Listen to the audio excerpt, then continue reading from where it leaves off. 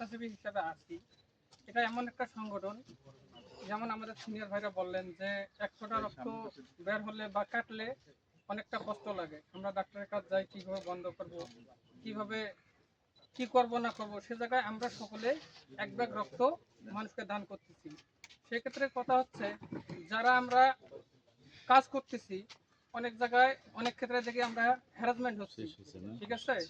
যেটা হচ্ছে আমরা দেখতেছি যে অনেকেই কমেন্ট করতেছি বা পাচ্ছি না, চলমান পাচ্ছি না, বা আপডেট আসছে বা হচ্ছে এরকম কিছু পাচ্ছি না।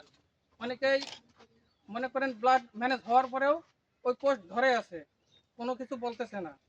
এই বিষয় নিয়ে আমরা যদি কল করি, সেক্ষেত্রে দেখা যাচ্ছে বলতেছে ভাই ডোনার ম্যানেজ হয়ে গেছে, অথচ আমিও একটা ডোনার ম্যানেজ করে ধরে আছি ওনার জন্য। যে আপডেট দিয়েছে তার কোনো রেসপন্স পাচ্ছি না। এইসব জিনিসগুলা যারা করতেছেন ভাই, আমি করি বা আপনি করেন, যেই করি, তারা সকলেই এই জিনিসগুলো মেনটেন করবেন একটু। তাহলে আমাদের কারো কোনো কষ্ট হবে না বা আরেক ভাইয়ের কষ্ট হবে না। আমি কাজ বাদ দেই বা আপনি কাজ বাদ দেন, যে কেউ কাজ বাদ দিয়ে যে কোনো একটা ডোনার খোঁজেন না, সবাই ডোনারের পিছনে কিন্তু ছুটে যায়। যে ওনার ভাই হোক, বোন হোক, আমার মা হোক, বোন হোক, আপনার হোক, যেই হোক, সকলেই কিন্তু ওই জায়গায় রক্ত দেওয়ার জন্য প্রস্তুতি নেয়।